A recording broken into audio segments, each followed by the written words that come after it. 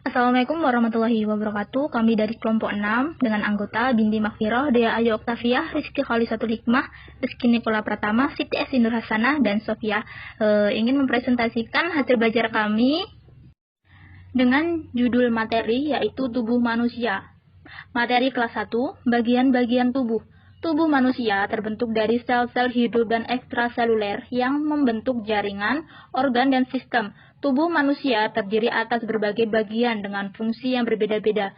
Setiap anggota tubuh bekerja dengan saling berkaitan. Yang selanjutnya A, mengenal bagian-bagian tubuh. Bagian tubuh kita antara lain rambut, mata, hidung, mulut, telinga, leher, pundak, punggung, lengan, dada, perut, jari tangan, paha, kaki, lutut, betis, tumit, dan jari kaki. Bagian tubuh kita memiliki kegunaannya masing-masing. Dan kali ini saya akan menyebutkan beberapa kegunaan bagian tubuh beserta cara merawatnya. Yang pertama ada rambut, kegunaannya melindungi kepala dari panas matahari dan mempercantik diri. Cara merawatnya, keramas minimal 1 minggu 2 kali dan memotong rambut jika sudah panjang. Yang kedua ada telinga, kegunaannya untuk mendengar. Cara merawat, membersihkan telinga setelah mandi, tidak mendengarkan suara yang terlalu keras, dan periksa ke dokter THT secara rutin. Yang ketiga mata, kegunaannya untuk melihat. Cara merawat, makan makanan yang mengandung vitamin A, misal wortel, tidak menonton televisi terlalu dekat, dan membaca di tempat yang terang. Yang selanjutnya hidung, kegunaannya untuk membau atau mencium bau. Cara merawat, membersihkan hidung dengan benda yang lunak seperti tisu atau kain. Yang kedua, periksa ke dokter jika sakit. Selanjutnya mulut. Mulut terdiri atas bibir, lidah, dan gigi. Bibir itu berguna untuk berbicara. Lidah berguna untuk mengecap rasa dan berbicara. Sedangkan gigi berguna untuk mengunyah makanan. Untuk cara merawat mulut, yang pertama, menggosok gigi sehari 3 kali. Pagi, sore, dan sebelum tidur di malam hari. Yang kedua, periksa secara rutin ke dokter gigi minimal 3 bulan sekali. Selanjutnya, ada kebutuhan tubuh. Apa saja sih kebutuhan tubuh manusia? Yang pertama itu ada pasokan vitamin pada tubuh. Yang kedua, karbohidrat. Yang ketiga, mineral, fosfor, kalium, zat besi, kalsium, yodium, fluorin, magnesium, dan natrium. Yang keempat, ada kebutuhan lemak sehat seperti omega 3. Yang selanjutnya, yang kelima, ada protein. Dan yang terakhir itu ada serat.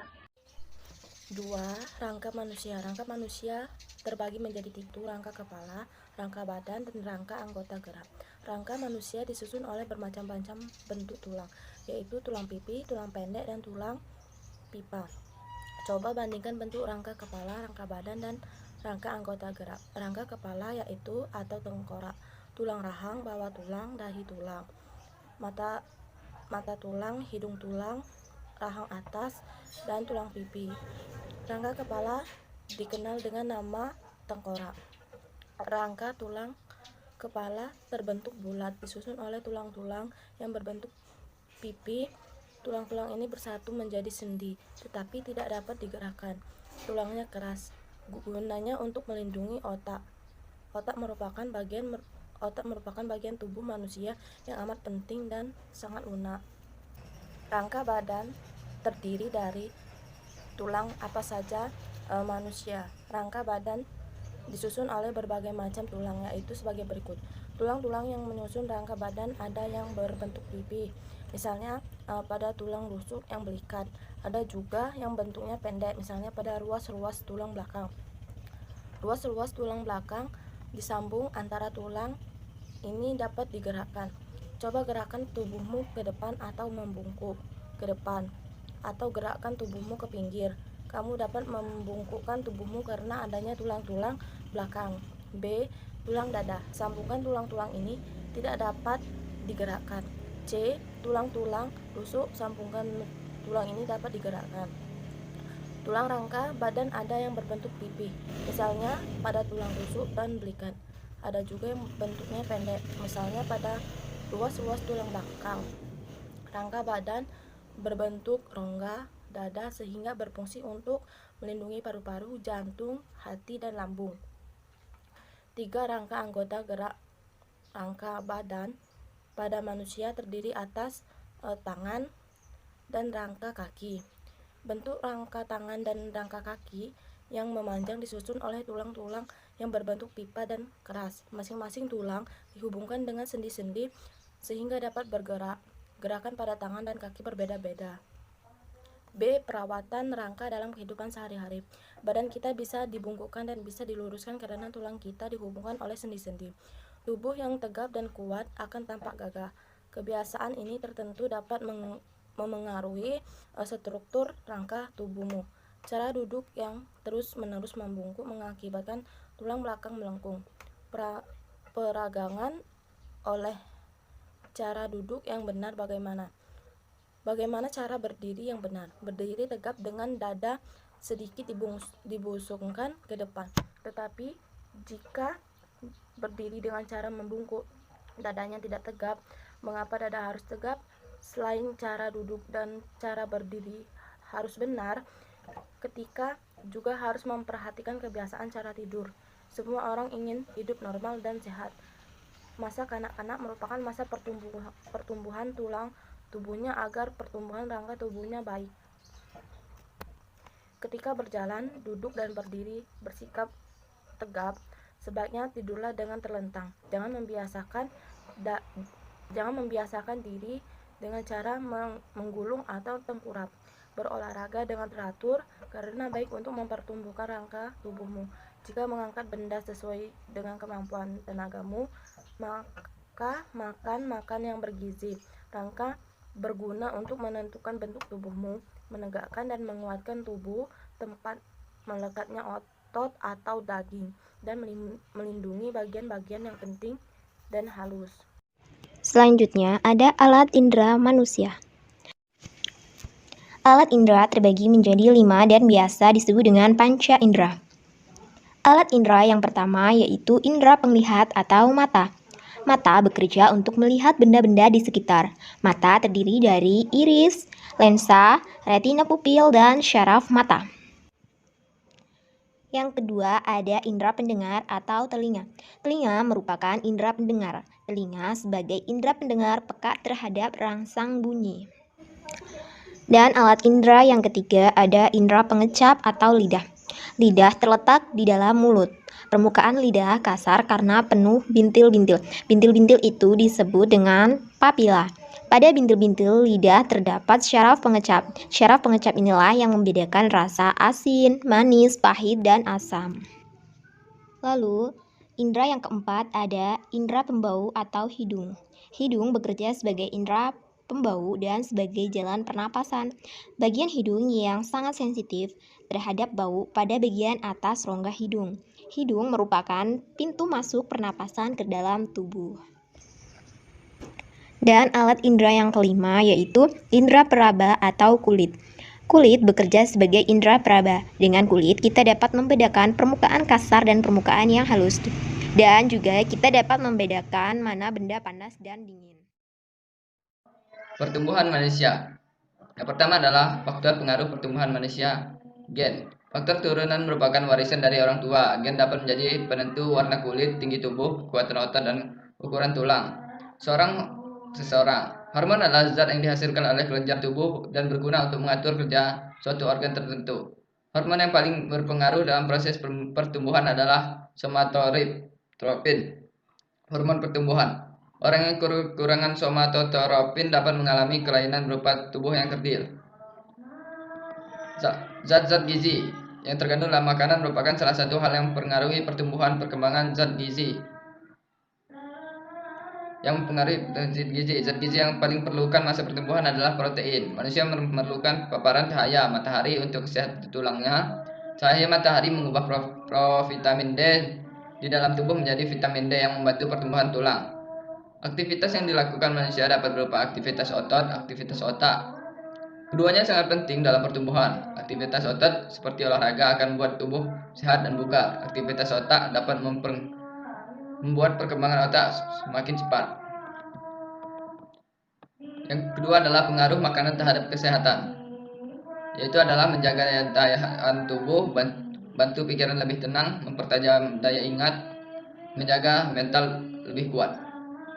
Yang terakhir adalah hubungan olahraga, rekreasi, istirahat, dan kesehatan. Di dalam kehidupan sehari-hari, banyak yang melakukan kegiatan dan banyak juga contoh kegiatan dalam sehari-hari, seperti berangkat ke sekolah, ke kantor, berolahraga, memasak, dan sebagainya. Sebuah jenis kegiatan tersebut memerlukan kerja otak dan tenaga.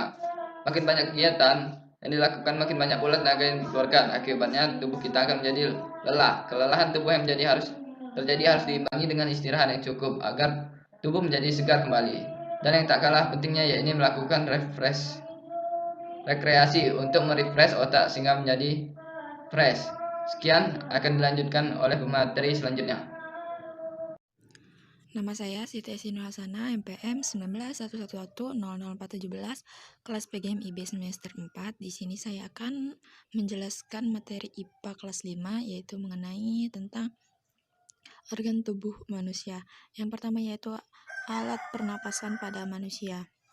Alat pernapasan pada manusia itu terdiri dari rongga hidung, pangkal tenggorokan, tenggorok atau trakea, dan paru-paru. Proses pernapasan pada manusia itu berawal dari masuknya udara ke dalam hidung. Di dalam hidung, udara mengalami penyaringan sehingga debu atau kotoran yang berasal dari udara tidak dapat masuk. Penyaringan ini dilakukan oleh rambut hidung dan selaput lendir. Selain mengalami proses penyaringan, udara yang masuk ke dalam hidung juga mengalami penyesuaian suhu kelembapan. Di dalam rongga hidung, udara masuk ke tenggorok atau trakea. Di tenggorok atau trakea memiliki fungsi sebagai tempat lewatnya udara pernafasan. Ciri-ciri udara masuk itu yang pertama yaitu paru-paru mengembang, tulang rusuk terangkat, dan diafragmanya mendatar. Nah, ciri-ciri udara keluar yaitu paru-parunya mengempis, terus tulang rusuknya turun, dan diafragmanya itu melengkung. Yang kedua yaitu ada alat pencernaan pada manusia. Yang pertama itu melalui rongga mulut, lalu ke kerongkongan, terus diproses melalui lambung. Di sini ada getah empedu, ini ada hati, ini ada pankreas, getah pankreas. Terus langsung ke usus besar, lalu usus halus, lalu rektum, dan anus. Selanjutnya yaitu alat peredaran darah pada manusia.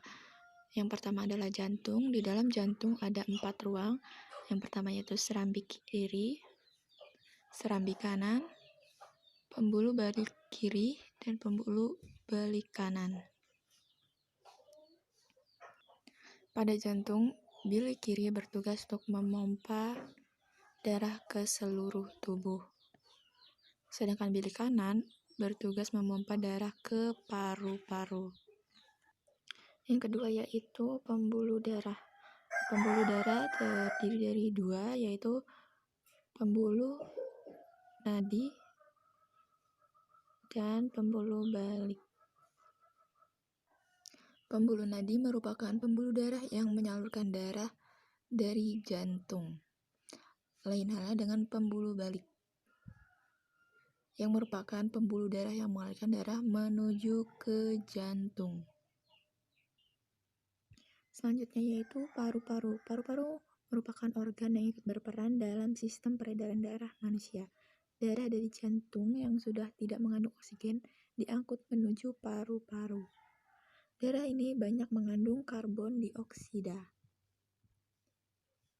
Di dalam paru-paru, darah melepaskan karbon dioksida dan mengangkat oksigen. Darah yang telah mengandung oksigen kemudian mengalir ke jantung. Baik, nama saya Sofia. Di sini saya akan menjelaskan materi selanjutnya dan berjudul Perkembangbiakan Makhluk Hidup di SD kelas 6. Oke, di sini saya akan membahas tentang perkembangbiakan makhluk hidup. Pengertian berkembang biak. Berkembang biak adalah proses terbentuknya suatu individu baru yang sama jenisnya dengan individu yang menghasilkannya. Tujuan dari perkembangbiakan adalah sebagai cara untuk mempertahankan jenisnya supaya tidak mengalami kepunahan. Bab ini akan dibahas mengenai pertumbuhan dan perkembangan yang berlangsung pada manusia. Pertumbuhan dan perkembangan pada manusia. Pengertian pertumbuhan adalah satu proses perubahan dari kecil menjadi besar, dari besar ke tinggi yang disertai dengan pertambahan berat. Pada manusia akan mengalami pertumbuhan yang pada awalnya bayi, kanak-kanak, remaja, dewasa, dan tua. Pada proses pertumbuhan umumnya ditandai dengan perubahan sikap, perilaku, dan juga gejala-gejala yang lainnya. Berikut contoh pertumbuhan pada manusia dengan gambar. Selain mengalami pertumbuhan, manusia juga mengalami perkembangan seiring dengan usianya. Ciri-ciri perkembangan pada manusia contohnya adalah terjadinya perubahan fisik pada laki-laki dan perempuan. Pada masa remaja, umur 12 sampai 17 tahun akan mengalami perubahan tubuh pada dirinya, atau yang lebih dikenal dengan istilah pubertas. Umumnya, perubahan-perubahan yang terjadi adalah anak akan semakin cepat besar dan tumbuhnya rambut pada area ketiak dan area paha atau area kemaluan. Untuk anak laki-laki terjadi perubahan pada suaranya, akan tumbuh kumis dan juga akan terlihat jakun pada bagian tenggorokannya. Sedangkan untuk anak perempuan akan mengalami payudara yang bertambah besar dan mengalami datang bulan atau menstruasi. Baik, itulah tadi presentasi dari kelompok kami. Apabila banyak kesalahan kami mohon maaf. Kami akhiri. Wassalamualaikum warahmatullahi wabarakatuh.